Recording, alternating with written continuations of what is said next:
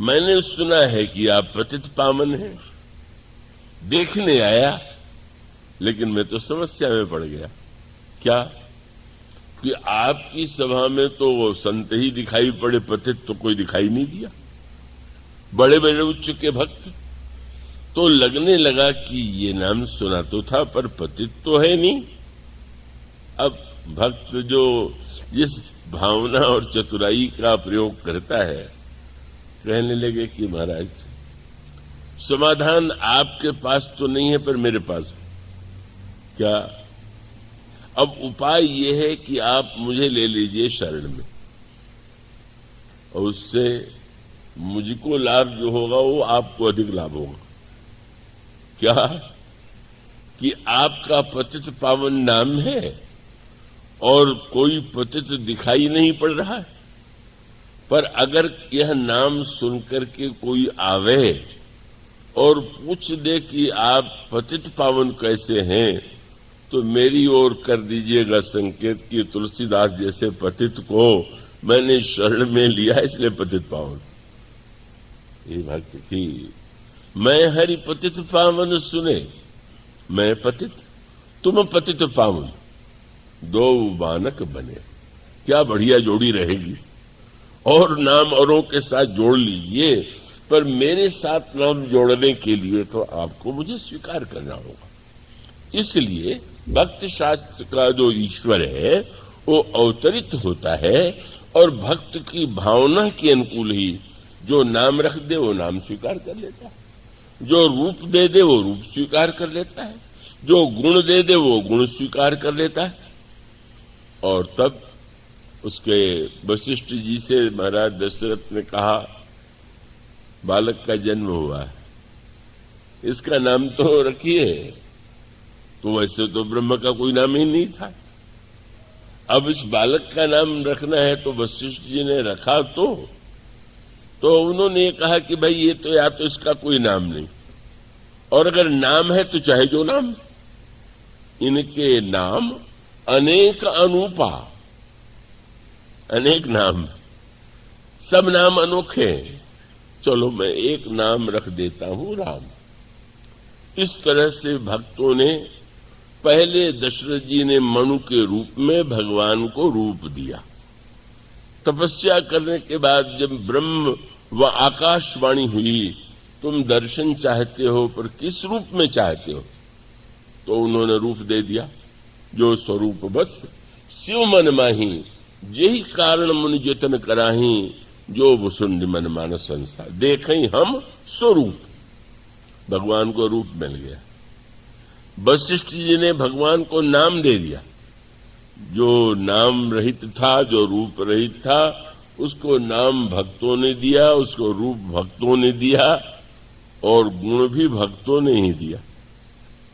वह तो अगुण था, लेकिन भक्तों में मानो स्वयं जो अनेक गुण हैं, वो गुणों को ही भगवान की सेवा में लगा देते हैं और वह निर्गुण सगुण हो जाता है। और तब भगवान कैसे होंगे? आप जैसे होंगे। आप जितने बड़े भक्त होंगे, अगर त्रेता युग में राम राज्य बना तो राम तो वही हैं, द्वापर में कृष्ण भी वही हैं, शूकर बाराह भी वही हैं, नृसिंह भी वही हैं, पर जैसा सांचा भरत के पास था वैसा किसी के पास नहीं था। श्री भरत जो हैं, गोस्वामी जी से पूछा गया कौन बड़ा कौन छोटा, उनका बड़ा छोटा ईश्वर नहीं होता है, भक्त छोटा बड़ा होता है। लह बड़ाई देवता इष्ट देव जब होए। इसका अभिप्राय है कि भक्त जितना ऊंचा होगा, आप अंत में किसी, आप देखते नहीं, जितने मंदिर में जाइए, श्री राम जी की मूर्ति अगर बनी हुई है तो कितनी भिन्नता लगती है आपको। वो ईश्वर के विषय में बहुत अच्छा ये है कि अगर कोई चित्र या मूर्ति आपकी बनावे तो पहले आप मिला के देखते हैं हमसे मेल मिल रहा है कि नहीं मिल रहा। नहीं मिलेगा तो कहेंगे क्या बना के लाए हो, ये मैत्री शरण जी के मन में आया एक बड़ा चित्र बनाने, मेरा बनवा में। किसी से सुना कानपुर में कि ये चित्रकार बहुत अच्छे हैं, बनाते हैं। अब वो चित्र जब बन के आया तो बड़े उत्सुक थे, अच्छी राशि पहले दे चुके थे। अब वो चित्र जब खोला गया तो लोग आश्चर्य से देखने लगे। उनके विषय में वो जिन सज्जन ने चित्रकार की प्रशंसा की थी, ये कहा था कि ये तो बड़े ही ऐसे चित्रकार हैं कि जिनके चित्र तो चिंतन के विषय हैं, अध्ययन के विषय। अब ये भी बड़े निराश कि किसका चित्र आ गया। देखने वाले भी कहते हैं किसका चित्र। तो मैंने इनके परेशानी को देख के कहा, घबराओ मत, वो तो पहले बता दिया गया था कि इनका चित्र देखने का नहीं, अध्ययन का विषय। अब आप करते रहिए अध्ययन, देखते रहिए। तो भाई सांसारिक व्यक्ति के चित्र में तो समानता होना चाहिए, पर आप मंदिरों में जब जाते हैं तब जिस मंदिर में जाइए उस मंदिर में श्री राम का अलग ही रूप है। चित्र देखिए हजारों, हर चित्र जो है वो अलग प्रकार का है। पर ये बात बहुत अच्छी है, जो समस्या मनुष्य के बारे में है, ईश्वर के बारे में नहीं। आप जाएंगे किसके मंदिर में, जाए राम मंदिर में। अब वो राम मंदिर चाहे श्री अवध का कनक भवन हो और चाहे आपके गले में गांव में, आपके नगर में, आपके स्थान में भगवान की मूर्ति है, राम मंदिर।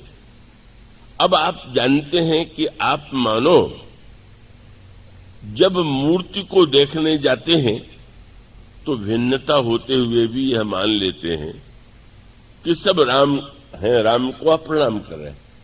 लेकिन आपको अंतर लगता है कि नहीं? लगता है। किसी मूर्ति को देख करके आप कहते वाह, बहुत ही सुंदर मूर्ति है, बहुत आकर्षक मूर्ति है। और किसी मूर्ति को देख के प्रणाम तो कर लेते हैं, लेकिन कहते हैं कि कुछ पता नहीं कहां से ले आए, वो बहुत सुंदर तो नहीं है मूर्ति। और ऐसी मूर्तियां भी बनती हैं कि जो बिल्कुल किसी मूर्ति को देख करके भाव उमड़ता है और किसी मूर्ति को देख करके भाव नहीं उमड़ता। प्रणाम आप भले ही कर लें, पर वो आकर्षण, किसी मूर्ति में आपको बड़ा आकर्षण होता है, देखते ही रहने का मन होता है। और किसी मूर्ति को देख करके आप प्रणाम भले ही करने पर आकर्षण नहीं होता। और तब बोले श्री राम तो वही है, पर ये तो मूर्तिकार जैसा होगा वैसी मूर्ति उस पत्थर में प्रकट कर देगा। और उसका अर्थ क्या? ब्रह्म पत्थर है, और जो भक्त जितना बढ़िया मूर्तिकार होता है वैसे सुंदर भगवान को निकालता है, प्रकट करता है। सब श्री राम है, लेकिन राम में तो अंतर होगा। महर्षि वाल्मीकि ने श्री राम का वर्णन किया, गोस्वामी जी ने श्री राम का वर्णन किया, बड़ा अंतर है, बहुत से अंतर है। जो समझते नहीं वो कहते हैं कौन सही है कौन गलत है। आप किस मंदिर के लिए कहेंगे कि यही श्री राम की सही मूर्ति है और सब नकली? क्या कोई भगवान श्री राम का ऐसा चित्र आपके पास है क्या कि आप निर्णय कर सकेंगे सही है कि गलत? इसका अर्थ ये कि वस्तुतः भक्त जितना बड़ा होगा, उसकी भावना, उसका प्रेम, उसके अंतःकरण के का जो अनुराग है, वैसा ही ईश्वर वो प्रकट कर देगा। राम राज्य की स्थापना श्री राम के द्वारा नहीं होती। राम राज्य तो वस्तुतः है, जैसा मैंने कहा। अगर सब कुछ ईश्वर का है तो राम राज्य तो होना ही चाहिए था, किंतु नहीं। राम राज्य के स्थान पर अगर हमारे जीवन में अभिमान का राज्य है, काम का राज्य है, क्रोध और लोभ का राज्य है, बाहर भी अगर अनचाहे व्यक्तियों का राज्य है, तो वस्तुतः राम राज्य की स्थापना का तत्व माने। वह किसके द्वारा हुआ? महाराज दशरथ जैसा व्यक्ति भी राम राज्य के तत्व को, राम राज्य के स्वरूप को, राम राज्य के चिंतन को प्रकट नहीं कर पाता। इतना महान व्यक्ति, उसे श्री भरत की विशेषता, भक्त की विशेषता है। और यहीं पर यूं कह सकते हैं कि अन्य युगों में कोई भरत नहीं था, अन्य युगों में लक्ष्मण और हनुमान नहीं थे, अन्य युगों में इस प्रकार के शत्रुघ्न नहीं थे, इसलिए वही भगवान आए। लेकिन जिसने जैसा चाहा, जैसी भावना थी, वैसे भगवान उसके सामने आ गए। जिसने जो कहा वो करने को तैयार है। आपको इसमें संतोष मिलता है, ठीक, पूछ लेता है कि आप क्या चाहते हैं। कौ नाचने के लिए भी अगर गोपियां कह देती हैं कि बस नाच दो तो ठीक है। नचाना, अगर आप कहें नचाइए तो नचा देगा, आप कहें नाचिए तो नाच लेगा, यही मूल सूत्र है। और इसलिए राम राज्य का जो सही अर्थ है, जो सही तत्व है, सही चिंतन है, वो केवल श्री भरत के चरित्र में ही है। और सारे भक्तों के इतिहास में जो हुए हैं या होंगे, वह कभी दृष्टिगोचर उसका अंश भी नहीं हुआ। श्री भरत को अगर आप तुलना करके देखें, इससे उन भक्तों की निंदा न समझ लीजिएगा। उसका तात्पर्य है कि वो पात्र में तो भिन्नता होती ही है। एक सरोवर से जल भर करके ले आने वाले के पास जितना बड़ा बर्तन होगा, जैसा पात्र होगा, उतना वो जल ले आवेगा। तो उस अनंत ईश्वर को ग्रहण करने के लिए आपका हृदय जितना विशाल होगा, उतना विशाल ईश्वर आपके सामने प्रकट होगा। इसलिए राम राज्य की स्थापना का श्रेय किसे है? श्री भरत को। क्योंकि श्री भरत ये मानते ही नहीं कि राम राज्य की स्थापना करना है। श्री भरत तो गुरु वशिष्ठ की इस बात को स्वीकार ही नहीं करते हैं कि राज्य महाराज दशरथ का है, तुम ले लो, 14 वर्ष राज्य करने के बाद उनको दे दो। श्री भरत का तात्पर्य अच्छा देना है। किसी की वस्तु आप पहले ले लीजिए और फिर पहुंच जाइए, लीजिए मैं आपको भेंट कर रहा हूं। सामने वाले को कैसा लगेगा? अच्छा निकला देने वाला। मेरी वस्तु उसने जेब से निकाल लिया और निकाल करके उसमें से थोड़ा रख लिया और थोड़ा सा कह लीजिए आपको भेंट दे रहे। ऐसा कोई अगर उदार जेब कतरा मिल जाए कि जो जेब कतर करके बाद में उसमें से जिसकी जेब काटी है उसमें से कुछ दे दे, तो शायद बहुत बुरा मानेगा। ये तो ईश्वर की कृपा है कि जो लोग थोड़ा बहुत दे देते हैं, फूल ही दे देते हैं, वस्तु ही दे देते हैं, उससे मान लेता है। मान लेना उसके स्वभाव की विशेषता है। वस्तुतः जिसे आप कह सकें कि समर्पण क्या है। हमारे श्री गिरीश जी ब्रह्मचारी आए हुए हैं, बड़े श्रेष्ठ श्रीमद् भागवत के वक्ता हैं। अभी बातचीत चल रही तो समर्पण के विषय में उन्होंने प्रश्न किया। तो समर्पण शब्द का प्रयोग तो अनेक भक्तों के प्रसंग में आता, पर समर्पण का भी जहां पर अभिमान शेष नहीं। क्रम है, इसकी कक्षा है। पहले व्यक्ति वस्तु को अपनी मानता है, अपनी मानता है तो फिर धर्मशास्त्र कहता है कि भाई तुम्हारे पास जो वस्तु है उसमें दूसरों को भी तो दो। इसलिए वो कहता है कि दान देना चाहिए। शास्त्र ने दान की जो इतनी महिमा बताई, उसका अर्थ यह है कि कम से कम व्यक्ति केवल अपने लिए ही संग्रह न करे, जो उसके पास है उसमें से दूसरों का वो भाग बता देता है। तुम्हारी कमाई में, तुम्हारे व्यापार में इतना भाग जो है वो यज्ञ के लिए होना चाहिए, दान के लिए होना चाहिए। पहली कक्षा यही। और इसलिए अब वो दान की अलग अलग कक्षा है। ज्यों ज्यों व्यक्ति आगे बढ़ जाएगा त्यों तो दान का अर्थ बदलता जाता है। अभी तो दान का अर्थ है कि आपने अपने परिश्रम किया, आपने इतना कमाया, आपने 10वां भाग उसे अच्छे काम में लगा दिया। तो उसमें कमाया तो आपने कमाया, दिया तो आपने दिया, पर दान का अर्थ धीरे धीरे बदलता जाता है। और उसके विषय में जो अनेक कक्षाएं हैं, उसका अभिप्राय है कि फिर दान में भी विभाजन किया गया। दान में विभाजन करते हुए यह निर्णय किया गया कौन दान सात्विक है, कौन सा दान राजसिक है, कौन सा दान तामसिक है। मानो इस प्रकार का विभाजन, उसका कई बार अवसर मिल जाता है। हमारे गांव में श्री हनुमान जी महाराज हैं, बहुत पहले की बात है, मैं नित्य पाठ करता था। वहां एक गांव के सज्जन आए, बड़े पात्र में, मिट्टी के बड़े बर्तन में लड्डू भरे हुए थे। अब पुजारी जी नहीं थे तो मुझसे कहा कि लगा देंगे भोग। हाँ ठीक, लगा देता हूं। पर जब मैं लगा चुका तो उन्होंने कहा कि आप इसमें से एक लड्डू ले लीजिए। बाहर बहुत से लड़के थे, उनका इनको मत दीजिए। मुझे भी उन्होंने नियंत्रित कर दिया कि एक ही लीजिएगा, अधिक न ले लीजिएगा, पर बाहर तो दीजिएगा ही नहीं। क्यों? कहने लगे कि बात यह है कि मैं बहुत 1 महीने पहले बीमार पड़ा था, तो हनुमान जी को मनौती मानी थी कि अच्छा हो जाऊंगा तो आपको इतना लड्डू चढ़ाऊंगा।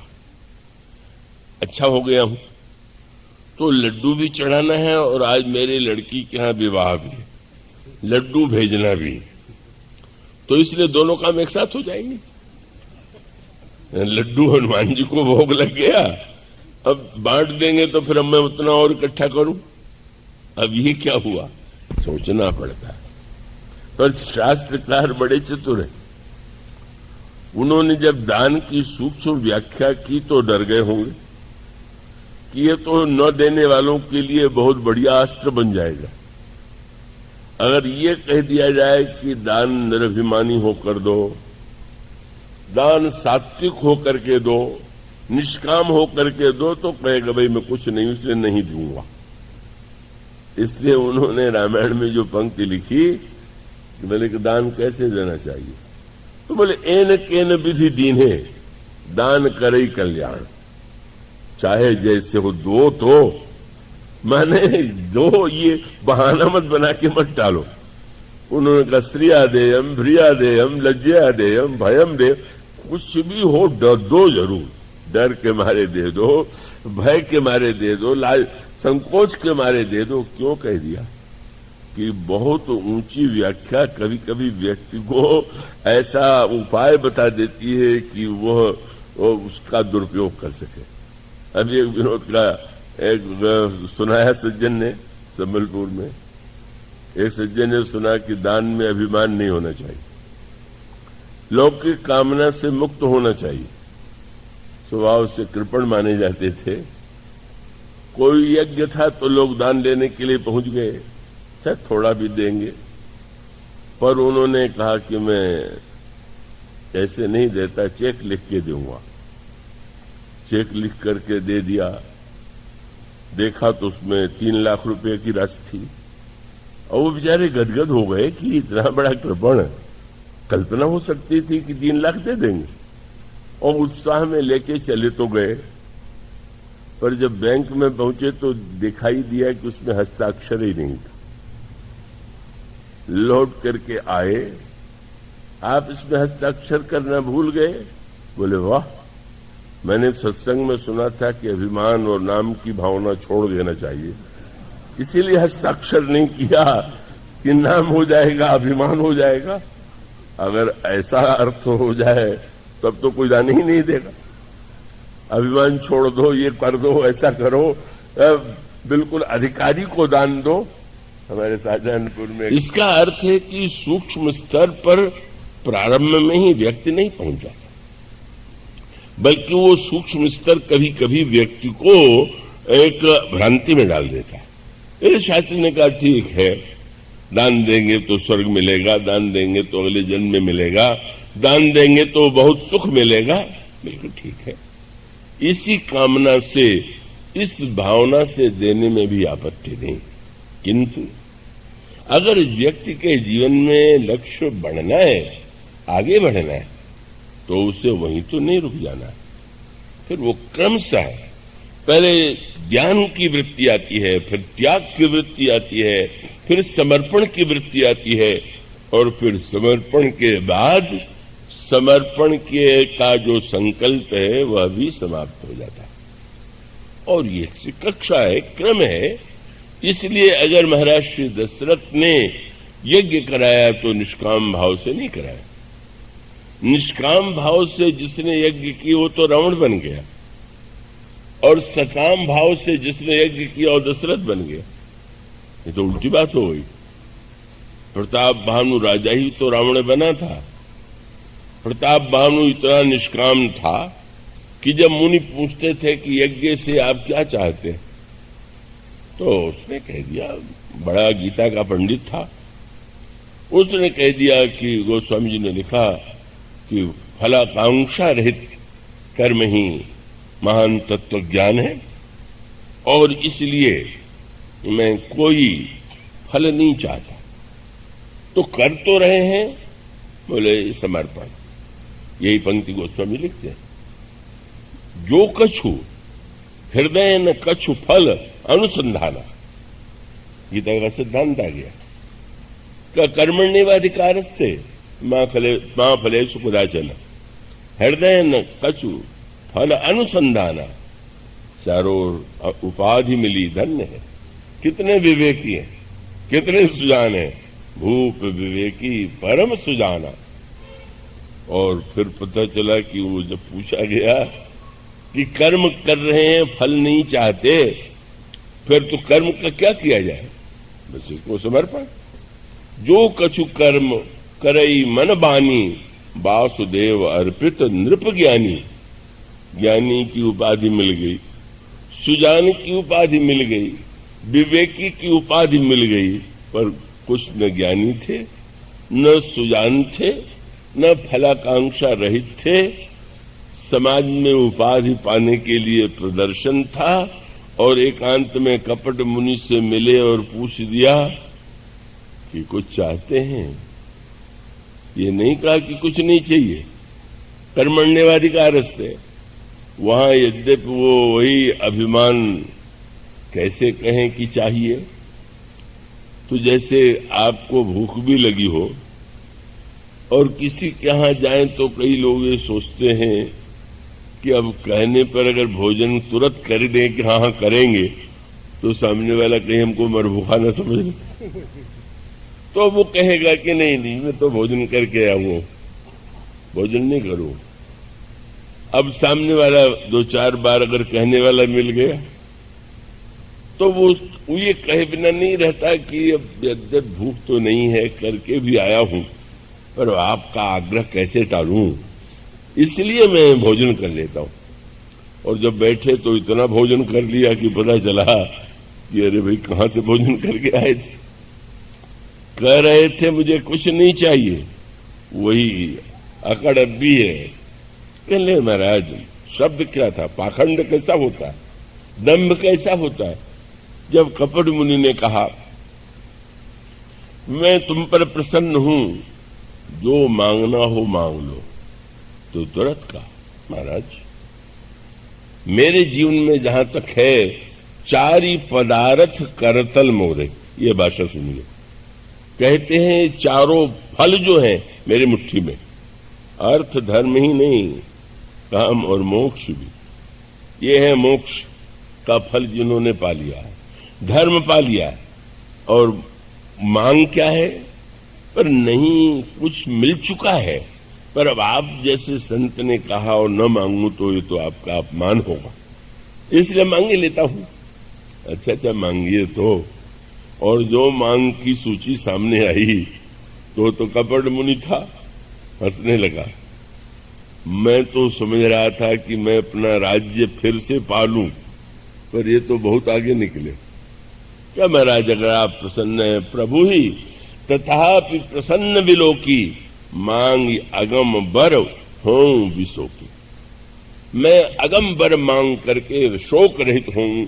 और क्या है, कृपा करिए मैं कभी बूढ़ा न हूं, कभी न मरूं, 100 कल्प तक मेरा राज्य रहे, कोई मुझे हरा न सके।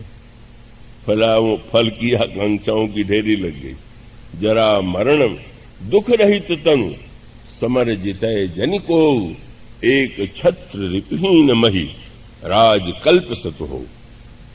मानो आप उस कक्षा की बात कहिए जिस कक्षा के आप विद्यार्थी, आप उससे आगे मत कहिए जिस कक्षा के आप विद्यार्थी नहीं। आप वो उत्तर देंगे तो आपका केवल एक तोतारटंत उत्तर होगा, उसका संबंध आपके हृदय से नहीं होगा। इसलिए महाराज दशरथ की विशेषता यह है कि अगर उनके हृदय में यह बात है कि मेरे घर में पुत्र नहीं है, पुत्र के बिना तो संसार सूना है, तो वो निष्कपट भाव से गुरुदेव के पास जाते हैं और निवेदन करते हैं, एक बार भूपति मन माही, भय गलानी मोरे सुत नाही, गुरु गृह गयऊ तुरत मही पाला, शरण लागी कर विनय विशाला, निज दुख सुख सब गुरु ही सुनायो, कही वशिष्ठ बहुविधि समुझायो, धरहु धीर। उन्होंने कोई निष्कामता को उपदेश नहीं दिया, ये नहीं किया कि क्या कांक्षा कर रहे हो, पुत्र से क्या होता है, तुम ज्ञान में स्थित हो जाओ, ना ना, धरहु धीर, हुई है सुतचारी, तुम्हारे 4 पुत्र होंगे, त्रिभुवन विदित, संसार में प्रसिद्ध होंगे, भगत भय हारी, भक्तों का भय दूर करने वाले होंगे, पर उसके लिए तुम्हें यज्ञ करना होगा, श्रृंगी ऋषि को बुलाना होगा, उनके आचार्यत्व में यज्ञ होगा, तुम्हारी कामना पूरी होगी। यही है ठीक पद्धति, यही। आज की सबसे बड़ी समस्या ये है कि ऊंची बातों को सुनते सुनते हम छोटी बातों को भूल जाते हैं। छोटी बातें भी याद रखिए, बड़ी बातें भी याद रखिए, लेकिन क्रम ठीक ठीक होना चाहिए। और उसका अभिप्राय की कामना भी थी, गुरुदेव ने कामना का समर्थन भी कर दिया, यज्ञ भी हुआ, पुत्र भी प्राप्त हो गए। पर फिर उसका क्रम है, अब उसको उतने विस्तार से लेने की अपेक्षा नहीं है।